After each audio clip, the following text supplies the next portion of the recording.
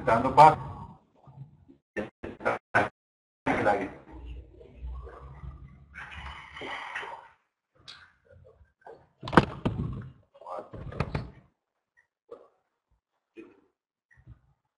Buenas tardes a todos los colegas que están en línea. Estamos ahorita a pocos minutos de empezar, estamos todavía esperando a personas que se están conectando y vamos a esperar 1 o 2 minutos más. Cualquier información que puedan o quieran tener la charla, nosotros vamos a tener una sesión de preguntas.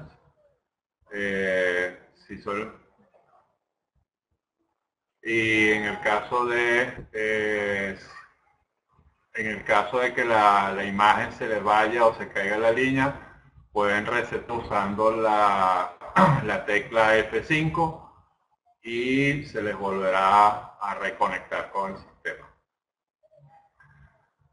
Como dije anteriormente, nosotros vamos a tener una sesión de preguntas, tanto técnicas como preguntas relacionadas con el curso.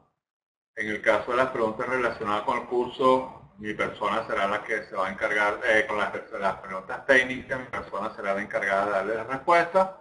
En el caso de las preguntas relacionadas con el curso, el ingeniero Félix Carrillo se va a encargar en línea con ustedes a dar las respuestas adecuadas.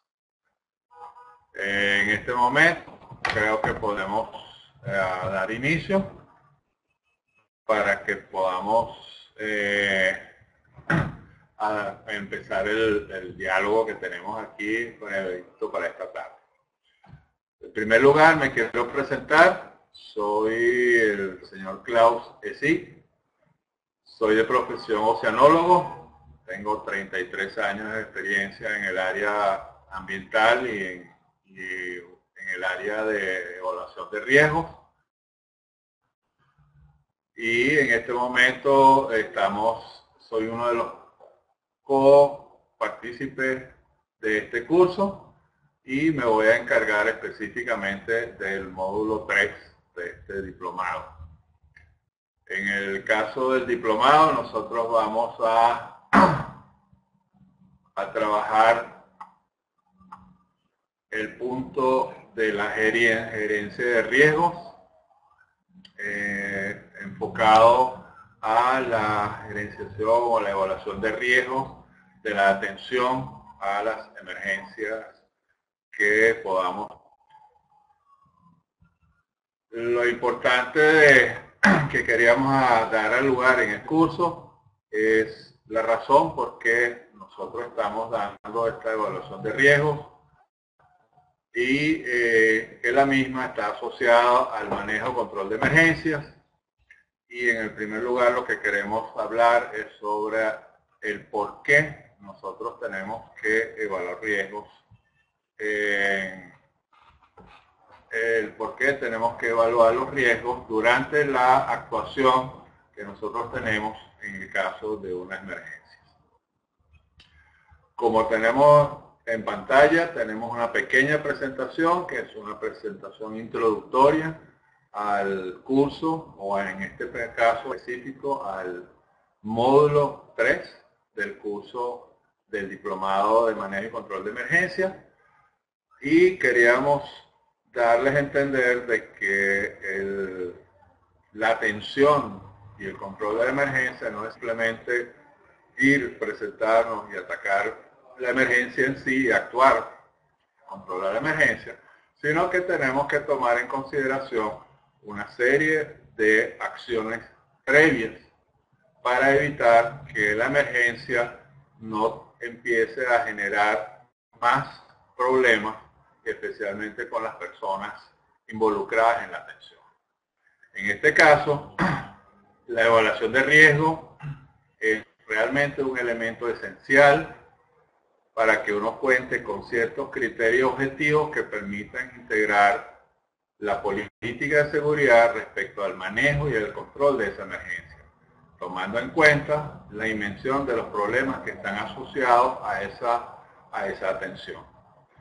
Tenemos que poner los problemas en perspectiva con respecto a otros problemas que puedan surgir durante la emergencia, como es la integridad tanto física de las personas como de las infraestructuras, la integridad ambiental, la minimización de la exposición de ciertas sustancias o de ciertos elementos físicos y empleando términos comunes y comparándolos en el sentido para darle prioridades y poder atender de esa manera una emergencia sin causar mayores problemas a las personas o a los respondedores de esa emergencia.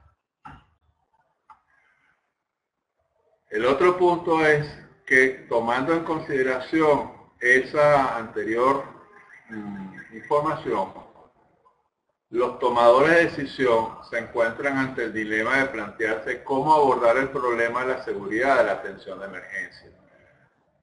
Como sabemos, generalmente cuando hablamos de emergencia, y lo que vemos normalmente es que hay un acordonamiento del área para que las personas ajenas a la situación no participen o no se encuentren involucrados. Pero el problema que estamos viendo es qué pasa con la gente que está dentro de ese cordón y tiene que atender la emergencia. Y no solamente la gente, estamos hablando de gente, equipos. ¿Okay? El otro problema que tenemos que considerar es que las emergencias no todas son iguales. Las emergencias tienen muchas facetas y muchas modalidades que pueden adoptar. Podemos tener emergencias con fuego, podemos tener emergencias químicas, podemos tener derrames de hidrocarburos, podemos tener emergencias de colisiones entre vehículos, colisiones a nivel de embarcaciones o de buques, podemos tener desastres naturales, como es el caso de huracanes, el caso de inundaciones, el caso de deslaves, y la intención es que todas esas emergencias tienen caras diferentes y formas diferentes de exposición o de riesgo a los cuales está sujeto el personal que está atendiendo esas diversas emergencias. El punto que queremos enfocar en este curso es primordialmente la evaluación de esos riesgos en todas las diferentes modalidades que puedan adaptarse a las emergencias con respecto a las personas y a las infraestructuras y a los equipos que están involucrados con esas emergencias. Perdón. Vamos para aquí. Okay.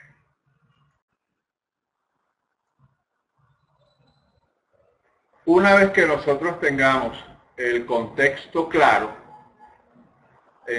nosotros tenemos que aplicar una serie de metodologías para evaluar y manejar esos riesgos asociados. Esas metodologías son las que nosotros vamos a explicar y tratar de hacerles, darles a entender de cómo funcionan esas metodologías. Y en este caso, tenerse claro de que lo más importante dentro del enfoque que nosotros queremos de la evaluación de riesgo es el enfoque preventivo. Nosotros tenemos que aprender de sustituir el enfoque reactivo por un enfoque proactivo y preventivo. En este caso, nosotros tenemos que considerar principalmente qué es lo que está sucediendo. Y en base a qué es lo que está sucediendo, tenemos que empezar a definir cuáles son las acciones que tenemos que tomar en consideración. El gráfico que ven ustedes en la pantalla es quizás la forma más simple en que nosotros podemos dimensionar el módulo 3. En este caso, nosotros tenemos una evaluación de la exposición. Primero, antes de eso, tenemos que tener una identificación de los peligros, la cual va a generar una evaluación de la respuesta, porque de acuerdo a los peligros y a las posibles evaluaciones, nosotros tenemos que evaluar o planificar una respuesta. Y es de acuerdo a esa planificación, nosotros tenemos que caracterizar los riesgos que nosotros nos vamos posiblemente a encontrar en este contexto. Por supuesto, eso es la parte de la evaluación. Cuando nosotros vamos ya a la parte del manejo del riesgo, esa caracterización del riesgo estar enfocado, la actuación del manejo del riesgo tiene que estar enfocado en base al marco legal que existe en el lugar donde los hechos están ocurriendo, a las opciones que nosotros tenemos y las posibilidades de controlar el incidente y a los factores no relacionados al riesgo, que son factores externos que puedan generarse y que puedan influir en la actuación. En este caso es lo que nosotros queremos demostrar, que el enfoque, que la evaluación del caso es tanto la evaluación de riesgos como el manejo de ese riesgo. Uno es la evaluación previo, eso genera una planificación y en base a esa planificación se va a manejar el riesgo durante la atención de la emergencia o el manejo y el control de esa emergencia.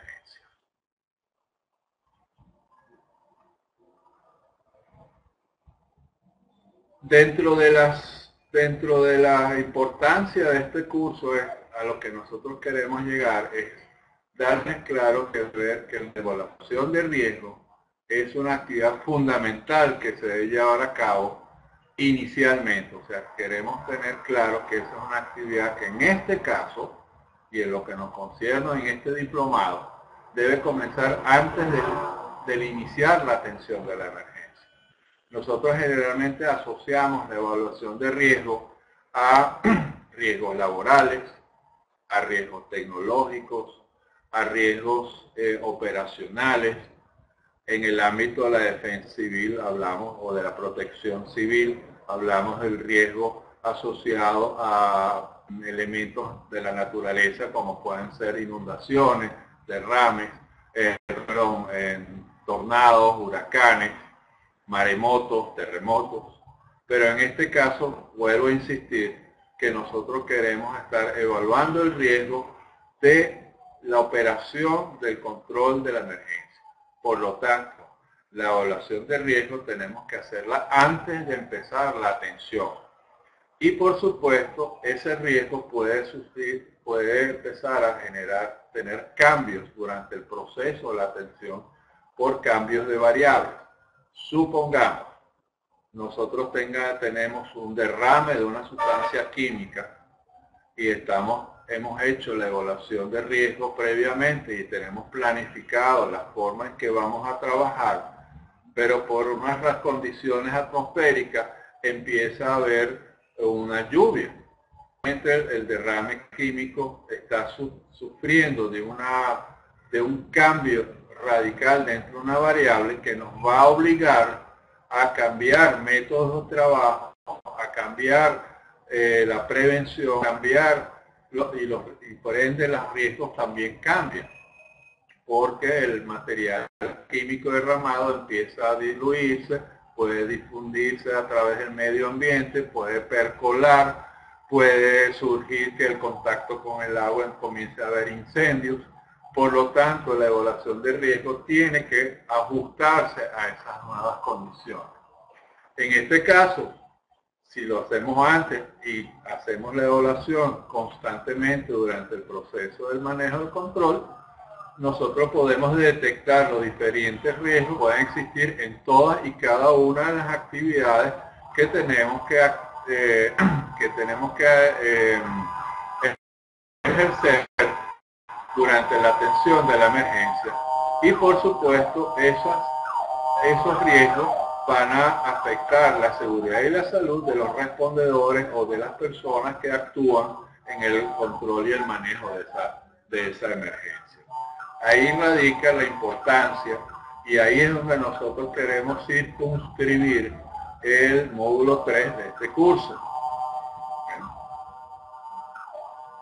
El objetivo fundamental de la evaluación, en este caso asociado al manejo y control de la emergencia, es minimizar y controlar de una forma los riesgos que no han podido ser eliminados, estableciendo algunas medidas preventivas pertinentes y las prioridades de actuación en función de las consecuencias que tendrían su realización y las probabilidades que se produjeran algunos incidentes o incrementen la incidencia y los accidentes. En este caso, nosotros tenemos que tratar, como lo podemos ver en la gráfica de aquí, que los riesgos los mantengamos dentro del área de control moderado o tratar de minimizarlos, como lo estamos hablando, minimizar y controlar dentro del área moderada o dentro del área baja, para evitar de que se nos escape de las manos y en vez de tener los impactos normales de la emergencia, tengamos, además de esos impactos, tengamos más problemas a nivel de personas lesionadas, equipos perdidos, población más afectada. Es tratar de que nuestra actuación mejore la situación y no la empeore. ¿Okay? Ese es el objetivo fundamental de la evaluación de riesgo en este curso. Hay que estar claro, la evaluación de riesgo en este momento y asociado a este control de emergencia tiene que ser realizada con personal debidamente calificado. No estamos hablando de una evaluación de riesgo laboral, a pesar de que parte de la evaluación de riesgo que nosotros tenemos que hacer es una evaluación de riesgo relacionada con la actuación de esas personas y tiene que ver parte de si tiene algunos aspectos laborales involucrados. Especialmente podemos mencionar el caso de los equipos de protección personal, la dotación de equipos adecuados para la atención de emergencia, el tener conocimiento de contra qué estamos enfrentándonos o a qué nos estamos enfrentando en este caso. Puede ser un incendio, puede ser que sea una fuga, o puede ser que estamos hablando de el rescate de víctimas de un edificio colapsado. No estamos enfocando este curso solamente a los bomberos o a respondedores específicos en unas áreas. Estamos hablando de personas que se preparan no solamente a nivel de operación de la emergencia, sino se preparan también en conocer a los cuales enfrentar y tomar las adecuadas provisiones para que su vida no corra más peligro de la que ya por la atención de la emergencia. La razón por qué estamos hablando de personas calificados es porque normalmente sucede que gente que habla de evaluaciones de riesgo específicos en algunas áreas, resulta que al no tener los conocimientos adecuados y sintetizados para el momento y para la situación, pueden mal interpretar algunos riesgos y por lo tanto generar algunas indicaciones que de repente no van acorde a la situación real.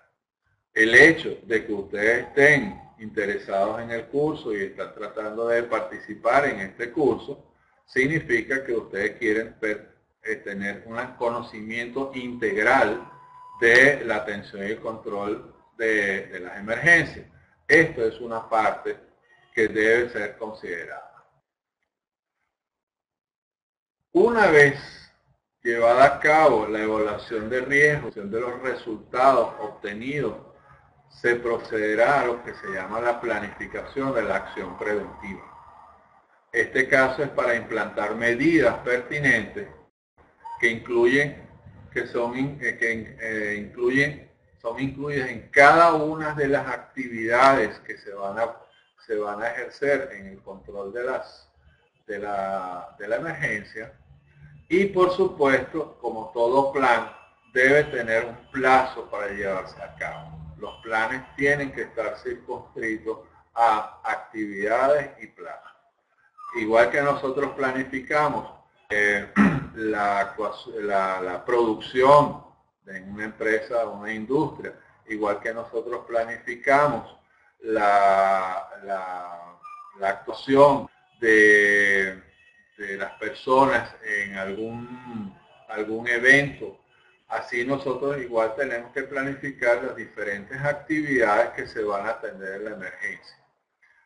Por lo tanto, el planificar la acción preventiva tiene que ser una acción conjunta entre todo el sistema de comando de incidentes, entre todo el grupo de personas que están involucrados en este caso.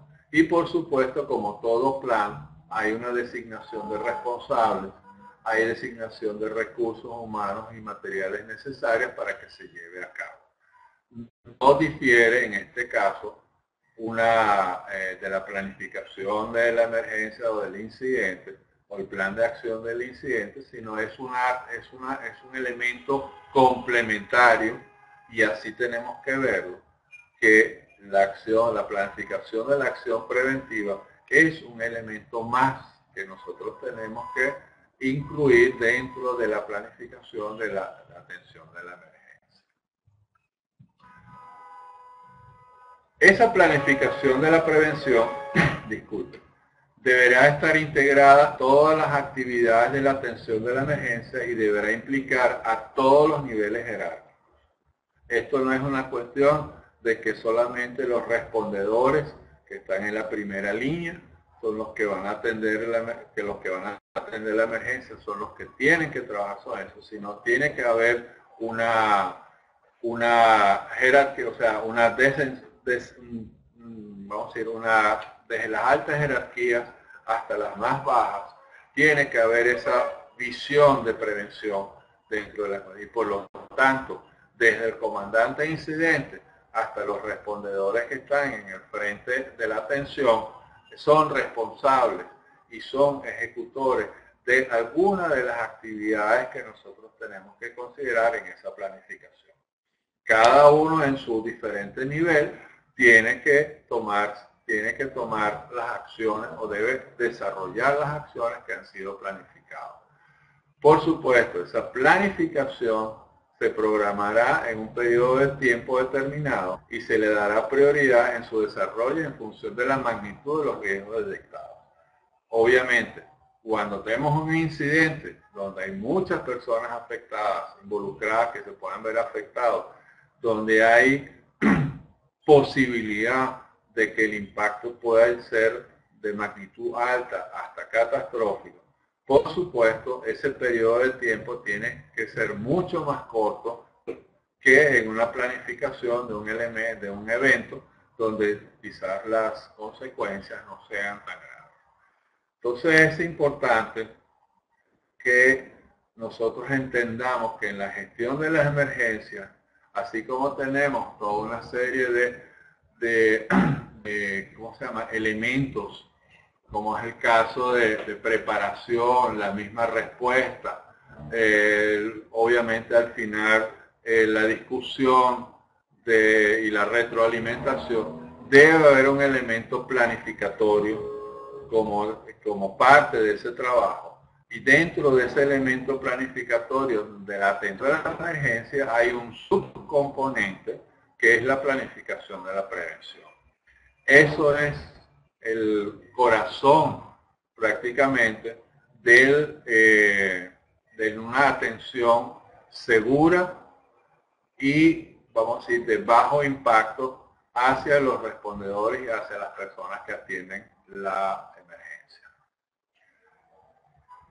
Lo importante en este caso es que nosotros debemos ir aprendiendo y debemos internalizar la necesidad de trabajar bajo escenarios. La planificación de la prevención es igual a la planificación por escenarios. Nosotros lamentablemente en nuestro contexto trabajamos mayoría de los accidentes, o sea, de la emergencia de forma reactiva. Nosotros en las organizaciones de atención de emergencia es poco el trabajo que se habla o el trabajo previo que se hace tomando en consideración escenarios. Nosotros tenemos que ir internalizando poco a poco la necesidad de aprender, usar escenarios para ir preparando y creando las acciones. ¿Qué significa esto? Los escenarios nos van a dar la posibilidad de trabajar o establecer vamos a decir, los ámbitos en que se puede suceder una emergencia, las acciones o posibles acciones que se puedan tener, se pueden ya definir una cantidad de escenarios y en base a eso hacer una planificación previa. Cuando hay un incidente, cuando sucede un incidente, nosotros lo que hacemos simplemente en este caso es analizar el incidente y posteriormente compararlo con uno de los escenarios y compararlo con uno de los escenarios que hemos analizado y complementar simplemente con información actualizada. Si nosotros hacemos esto previamente y aprendemos que esto se puede hacer de una forma planificada y con anterioridad, nuestra reacción al incidente va a ser mucho más efectiva, mucho más eficiente a nivel de uso de recursos, a nivel de resultados. Porque simplemente ya nosotros tenemos una planificación anticipada. Entonces, ¿qué es lo que tenemos en este caso? Planificación de la prevención es igual a planificación por escenario. Nosotros, por ejemplo, nosotros estamos ahorita en una ciudad que tiene gran cantidad de edificios, de gran tamaño, estructuras de concreto, y podemos tener incendios en a grandes alturas. Ya nosotros podemos tener un escenario sobre esta situación y en este caso decimos tenemos incendios grandes a gran altura, sabemos que necesitamos tales y tales y tales equipos, sabemos el recurso humano y la capacidad de ese recurso humano que tenemos que tener y por supuesto ya podemos evaluar los riesgos previamente. Tenemos un escenario, podemos tener una planificación previa. En el momento que suceda un evento como el que hemos analizado en el escenario, ya el trabajo de planificación previa lo tenemos hecho. Es simplemente ir ajustando esa planificación a la realidad del incidente y posteriormente a adaptarlo a la realidad. Entonces, ¿qué es lo que tenemos? Imposibilidad de eliminar completamente la probabilidad de accidente o falla. Ya la tenemos clara. Tenemos que determinar cuáles son esas probabilidades de accidente o fallas que pueden suceder. Más la posibilidad de que estas fallas tengan consecuencias o daños de magnitud considerable. Bueno, eso tenemos igualmente, basado en esa fórmula, tenemos que prever qué acciones deben llevarse a cabo para reducir los riesgos y los accidentes para hacer frente a cada una de esas fallas posibles. Entonces, en eso consta la planificación de prevención. Para nosotros llegar a ese punto, tenemos que empezar, como dijimos en las primeras láminas, de evaluar el riesgo para que nosotros podamos planificar el escenario y posteriormente, cuando tengamos el incidente, bueno, podamos atender el incidente y manejar los riesgos que ya tenemos conocimiento y ya sabemos a qué riesgo y a qué forma vamos a manejar, en qué forma vamos a manejar el riesgo. ¿Vale? Para finalizar, nosotros queremos darle una visión de cómo está estructurado este módulo 3 de gerencia de riesgo. Tenemos en la primera parte tenemos una hora de introducción al módulo. Simplemente es una explicación en qué consiste todo el módulo, quiénes son las personas responsables del módulo, que inclusive intercambiar quiénes son los cursantes, qué aspiraciones o qué expectativas tienen. Luego tenemos un segundo tópico que tiene 5 horas, que son las técnicas de evaluación de riesgo, las diferentes metodologías. Tenemos un tercer tópico que es el análisis de las consecuencias, que también tiene 5 horas. Posteriormente, y esto va en secuencia, tenemos lo que son 4 horas discutiendo sobre vulnerabilidad de personas e instalaciones. Tenemos luego una evaluación cuantitativa de riesgo. Tenemos una evaluación una metodología o explicarles cuál es la metodología de evaluación de riesgo asociado al manejo y control de emergencia, los métodos de control de riesgo asociados a la atención de emergencia y por último un tópico sobre los planes de contingencia. Estos planes de contingencia tienen que, tienen que ir en función de esa planificación preventiva que nosotros hemos estado discutiendo durante esta charla introductoria. En este caso, con esta información creo que le hemos dado una visión completa de lo que es el módulo 3 de este curso y podríamos empezar a abrir el compás para algunas discusiones. Tenemos ahorita en pantalla las diferentes formas de comunicar o las vías en que se pueden comunicar, tanto con las personas que están aquí y podemos iniciar el proceso de preguntas en este caso.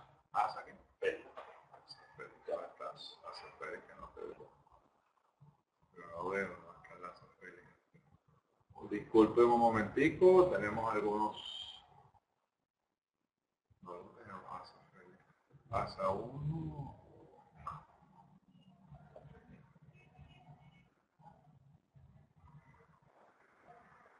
Pasa al lado del lado. Aquí, claro que. Abrir la camarita de Asa Pérez. Y el chat.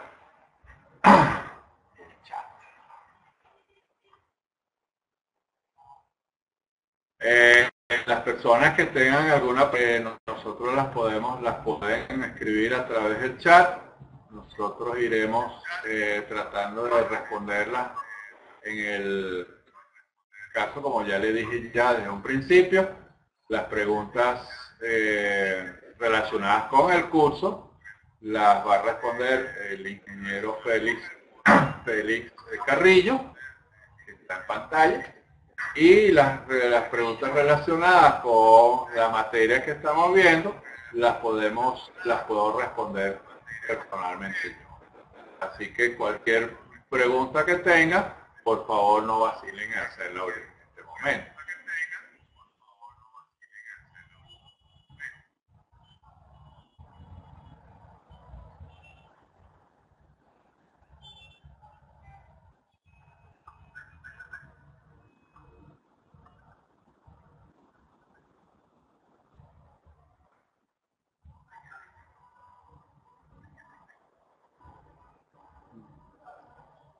Buenas tardes, jóvenes, ¿cómo estamos? Como les comentó Klaus, mi nombre es Félix Carrillo. Yo soy la persona que en este caso, en compañía de DICE, estamos dirigiendo el diplomado. Gracias a todas las personas que se conectaron desde México, Argentina, Venezuela, Colombia. Hay muchísima acogida aquí, con razón Javier, está Dixon López, Miguel Ángel, Contreras, Business, Bárbara, que han sido consecuentes con nuestra invitación y la actividad que dejar. Para que tengamos una idea mientras van apareciendo las preguntas relacionadas al tema técnico, el diplomado consta de 4 meses. En esos 4 meses vamos a estar trabajando toda una serie de conocimientos relacionados con el manejo y control de emergencia. Vamos a tener una sesión teórica y una sesión práctica de 24 horas. La sesión teórica, como les comenté, es de 4 meses. La sesión práctica se va a trabajar en un periodo de 24 horas en algún lugar de Venezuela donde tenemos que hacer actividades prácticas de campo. Si logramos capitalizar en otras regiones un número importante de personas, ese número importante de personas nos va a permitir llegar hasta ese país y hacer la sesión práctica de campo en su localidad principal. Para tal sentido, en el caso de las personas que viven en Venezuela, que es la matriz de donde sale el diplomado, el valor, como todos conocemos, son 20.000 bolívares, pagaderos en 4 cuotas, una cuota de inscripción inicial y posteriormente 3 cuotas de 5.000 bolívares. Para los efectos de las personas que viven fuera del territorio venezolano, el costo del diplomado son $500. Cualquier información que necesiten, en el portal están nuestras direcciones de correo electrónico, nuestras páginas web. Pueden escribir a la dirección de INSEC, donde se inscribieron o se registraron para entrar a la sesión, o pueden escribirnos, al correo de ASA, que es assahse@gmail.com. Si quieres comenzar con las respuestas, Klaus, para la parte técnica. Sí. Aquí hay una pregunta que genera o fue presentada por alguien, por la persona cuyo nombre es bosafetigot@gmail.com, y establece que dice que los lineamientos de seguridad según el tipo de servicios deben ser homologados en todos los países. Obviamente los lineamientos de seguridad están escritos o están sujetos al marco legal en cada uno de los países. ¿Okay? Por supuesto, en cada uno de los países existe una legislación que indica cuáles serían los que tienen que tener en una evaluación de riesgo. Lo que nosotros estamos haciendo aquí es darle los lineamientos generales que son tomados en consideración para tomarlos como marco referencial.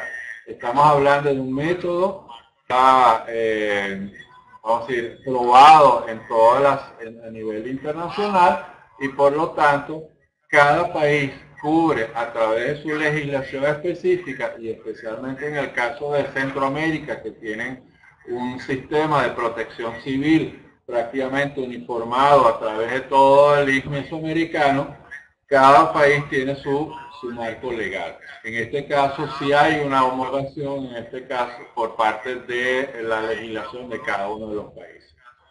¿Ok?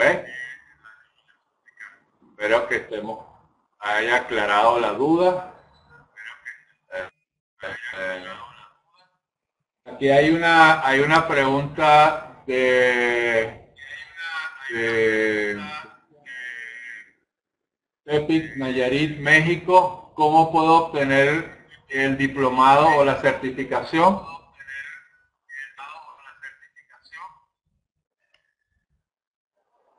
Sí, en el caso de la amiga de México que comentaba, habíamos hablado anteriormente que debe inscribirse, o sea, debe mandar una comunicación a la dirección de DINCE o a la dirección de asahc.com solicitando su inscripción, y le vamos a enviar por ese mismo vía el número de cuenta y la ruta de transferencia para que pueda depositar el dinero y pueda participar todos los fines de semana en el diplomado. Como les comentamos, la participación está abierta. El diplomado es internacional. Tenemos personas, en el caso de Klaus, que es el director de Social Pollution de Panamá, gente de Colombia, gente de Argentina, Venezuela, que está participando como instructores en el tema. Si usted está fuera del territorio venezolano y quiere participar, debe registrarse en la página de DINCE para que pueda participar en las conferencias, y debe a la vuelta de correo recibirá los números de registro de la ruta de transferencias de dinero para que pueda hacer el depósito de los $500, que es lo que cuesta el diplomado en términos internacionales, o sea, fuera del territorio venezolano. Si usted vive en Venezuela, el valor son 20.000 bolívares y es pagadero en 4 cuotas, 5.000 bolívares en la inscripción y 5.000 bolívares en 3 cuotas mensuales hasta completar los 20 que es al final del último mes. Espero que esté aclarada la duda en este caso, y obviamente sobre este tema hay varias preguntas de otros países, de otros participantes. la respuesta sigue siendo la misma la que dio el ingeniero Félix en este momento. Aquí hay una pregunta de Dixon López. Y en este módulo estaríamos aplicando lo que serían los IPR y la tabla de severidad. Eso es parte de lo que es la metodología que tenemos que ir aplicando. Va a estar integrada en este módulo. El caso del perspectiva del coronel Landaeta, estamos hablando que dice los entes encargados de los diferentes eventos, como los podemos aquí con las Fuerzas Armadas, para hablar el mismo idioma y estandarizar las formas de acción. Una de las razones por qué nosotros a través del sistema de comando de incidentes, de la metodología de gestión de evaluación de riesgo y gestión de emergencia, es que nosotros estamos tratando mediante eso uniformar la forma en que nosotros nos comunicamos, el lenguaje que estamos usando, las acciones que nosotros vamos a aplicar entre los diferentes integrantes de la actuación dentro de una emergencia. Por lo tanto, en este caso, y usamos por ejemplo, un sistema de comando de incidentes, nosotros sabemos exactamente en qué jerarquía se trabaja, cómo se denomina cada jerarquía, qué lenguaje que tenemos que usar, cómo nos tenemos que comunicar, cuál es la vía en que nos vamos a comunicar. Por lo tanto, estamos hablando el mismo idioma y por lo tanto estamos estandarizando la forma de acción. Tanto es así que los formatos en este caso son formatos universales. Son formatos que son iguales aquí como lo pueden ser en Centroamérica, como lo pueden ser en Europa. Por lo tanto, esto es una gran ventaja en caso de emergencia donde tengamos que interactuar con otros elementos o con otros componentes, ya sean de las Fuerzas Armadas, ya sea de la Protección Civil, ya sean bomberos, ya sean elementos particulares de empresas particulares o de otras empresas públicas, pero ya tenemos una forma clara de actuar. En este caso sí, estamos estandarizando normas y estamos hablando el mismo idioma. ¿Okay?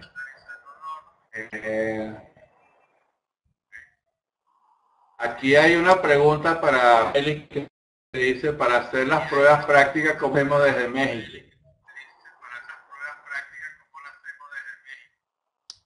Ok, en el caso de las pruebas prácticas, le estaba escribiendo en el chat, pero se lo voy a decir verbalmente.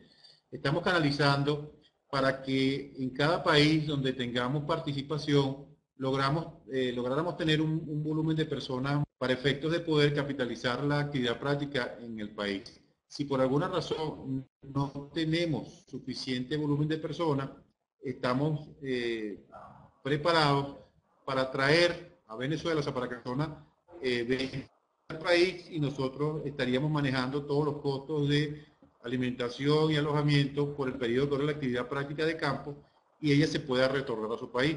No estaríamos así cubriendo el pasaje aéreo, pero sí los costos asociados a la actividad práctica de campo, si por alguna razón no pudiésemos ir al país donde está residiendo en este caso el participante. Lo que sí es interesante y es bueno que todos sepan es que la razón por la cual el diplomado tiene las dos modalidades, tanto online como presencial, es porque está avalado, certificado por dos asociaciones gubernamentales que tienen competencia académica, como es la Universidad de los Andes, que es una de las universidades más importantes del territorio venezolano, aunado a la Universidad Central y a la Universidad de Carabobo, y está SFBA, que es la Asociación Nacional de Jefes de Bomberos de los Estados Unidos, en este caso Texas, que obligan ambas instituciones a que desarrollen skill, procedimientos prácticos, donde el participante demuestre que tiene competencias desarrolladas en toda esa serie de conocimientos que se van a ir impartiendo en los próximos meses, aunado a la actividad académica del diplomado. Esa es la razón por la cual estimamos que se haga la actividad práctica. De cualquier manera, vamos a procurar o vamos a ofrecer evaluar caso por caso, porque pudiese darse la situación que pudiésemos manejar otro tipo de alternativa, pero lo vamos a ver individualmente en el momento que tengamos el ciclo de lavado corriendo y estemos próximos a la actividad práctica.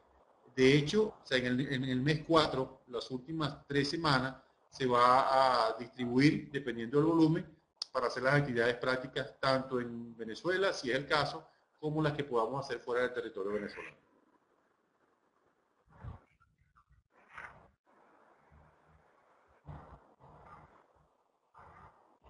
Ok, aquí hay una pregunta de Miguel Ángel Mosqueda Terán.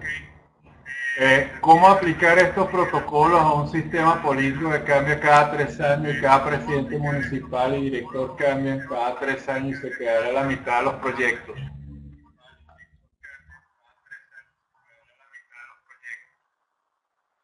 En este caso, eso no es muy cotidiano. Como usted acaba de decir, usted está hablando de protocolos. Los protocolos no cambian. Los protocolos se establecen a través del Sistema Nacional de Protección Civil o dentro de los diferentes marcos del Plan Nacional de Contingencia o cualquier otra normativa legal que exista, y esos protocolos quedan establecidos y simplemente son adaptados a las nuevas realidades. Pero esos protocolos no deben o no deberían cambiarse en el sentido de que si cambia la cabeza política de un estado o la cabeza de una municipalidad, los protocolos no cambian. Lo que podría cambiar es el responsable de aplicar el protocolo. Y ahí es donde nosotros tenemos que estar claros. Lamentablemente en nuestros países generalmente los protocolos no están escritos.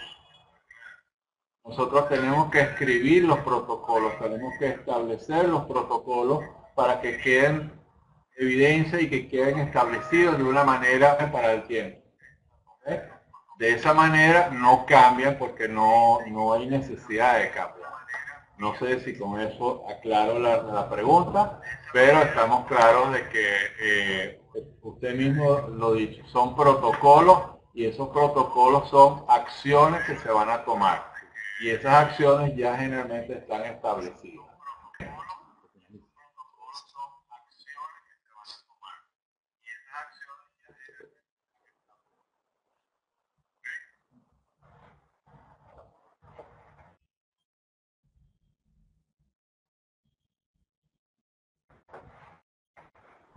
Unos tipos ahí medio groseros.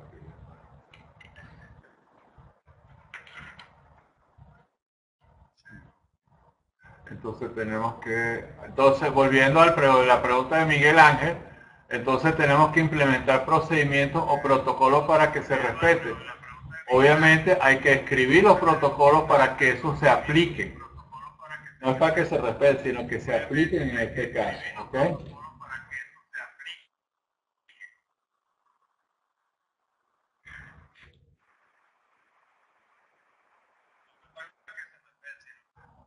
Para el caso de por un correo que ponernos en contacto con usted y estuviera posible planificar eventos en el estado Falcón en Venezuela.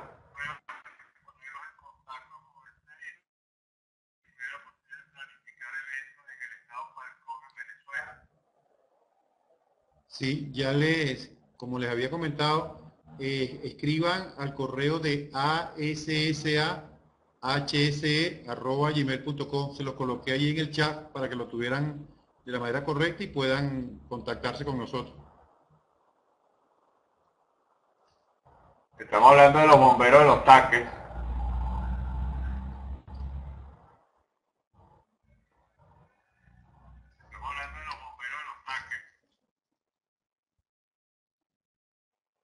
Así es. El caso de Contreras dice que lo que pasa es que acá en varias partes de México los protocolos los hay, pero desgraciadamente los directores o dirigentes de gobierno llegan con sus ideas y no se continúan con ellos. Con respecto a eso, quiero aclarar, si los protocolos son establecidos y están aprobados y son acciones que internacionalmente están avaladas. No creo que haya necesidad de que cambien las personas dirigentes o directivas de una organización, cambien los protocolos. Los protocolos, al ser únicos, no hay necesidad de cambiarlos, pero obviamente como en nuestros países todo es posible, eso es factible. Lo que hay que tratar es que eso quede bien escrito, queden aprobados por las máximas autoridades y que por ese lado nosotros no tenemos que estar pasando por cambios de protocolo. O sea, un incendio se ataca de una manera y con un protocolo que está establecido. No creo que otra persona pueda inventar otro protocolo diferente para atacar un incendio. ¿Ok? Por lo tanto, creo que con este caso nosotros pudiésemos tratar de hacer ver y hay que educar, hay que capacitar y hay que hacer entender al estamento dirigente de que una cosa son los aspectos técnicos y otra cosa son los aspectos políticos. ¿No ves? En este caso el estamento técnico tiene que defender lo que es técnico. ¿No ves? Para Félix, ¿qué día sería el diplomado?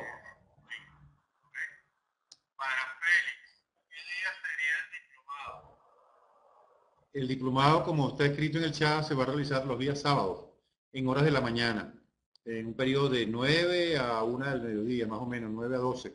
Pero no se preocupen por el horario, porque si por alguna razón en particular no pueden asistir a la clase de ese día, no tienen máquina, están trabajando, hay inconvenientes, se va a alcanzar el internet, una vez que la sesión se realiza, queda grabada en el portal.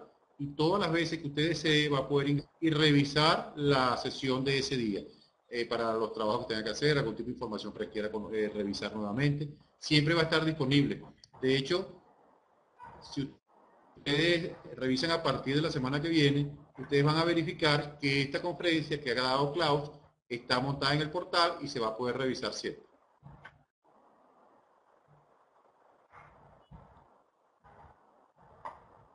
El caso pregunta o una aclaratoria que está haciendo, una pregunta que está haciendo Marco Largo. Desde el punto de vista de la seguridad y la salud en el trabajo en Colombia, existe una legislación aplicable, pero se está trabajando por parte de la DNBC en desarrollar protocolos de seguridad. Puede aplicarse el NFPA 15.0015.000, o sea, 1500. Sí, sí se puede aplicar. ¿Lo ves? Obviamente lo que se puede hacer es tomar el NFPA y tomar la esencia o el espíritu del NFPA y adaptarlo a la legislación, a la forma legal del país, en este caso Colombia. ¿Eh?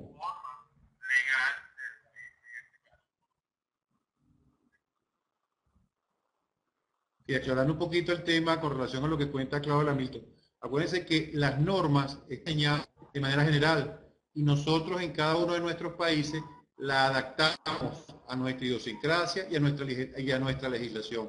Para los efectos de la pregunta, sí se puede, pero debo buscar la metodología que más se ajuste al tipo de sistema que estoy desarrollando.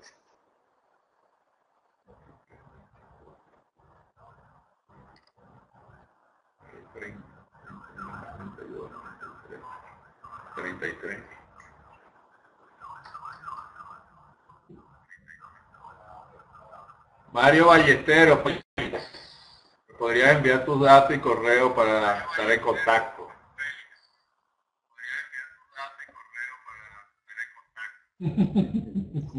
Seguro.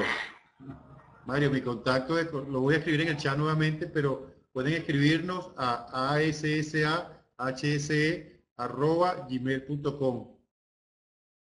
Ahí nos van a poder contactar siempre para cualquier tipo de interrogante, pregunta, sugerencia, necesidad o actividad que quieran que podamos desarrollar. Lo interesante en este tema, y fíjense que le vamos a dar gracias a todas las personas que se han conectado, que han participado con nosotros, que han estado pendientes, y los queremos de una vez invitar a la próxima sesión que estamos estimando sea en un par de semanas, para que veamos otro tema interesante relacionado con el manejo y control de emergencias en el marco del diplomado que se va a desarrollar próximamente. No se descuiden de sus comunicaciones, vamos a estar siempre pendientes de los nuevos avisos que vamos a estar dando y vamos a estar muy pendientes de las redes sociales y de ASA, de los Facebook, de los Twitter, de los Instagram, donde vamos a colocar información relacionada a la próxima conferencia para que estemos nuevamente conectados y vayamos encaminados a la apertura del diplomado de manejo y control de emergencias. Para todos, muchísimas gracias. A Klaus sabe que ha sido el moderador el día de hoy y estamos prestos para una próxima oportunidad. Saludos a todos en México, Argentina, Venezuela, Colombia, Brasil. Tenemos gente de México, de Uruguay, de Chile. Perú. Han estado pendientes de nuestra comunicación. Si se me escapa alguno, de verdad que me disculpe, pero no pasa como que muy rápido las escrituras en el chat y no puedo verlo. Muchísimas gracias a todos. Cuídense y nos vemos en una próxima oportunidad. Hasta luego. Klaus, para que te despidas. Igualmente, chao para todos.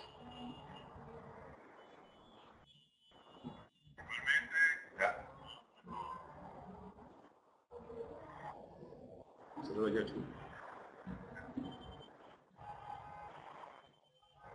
Cerramos. ¿Hasta uno cierra aquí?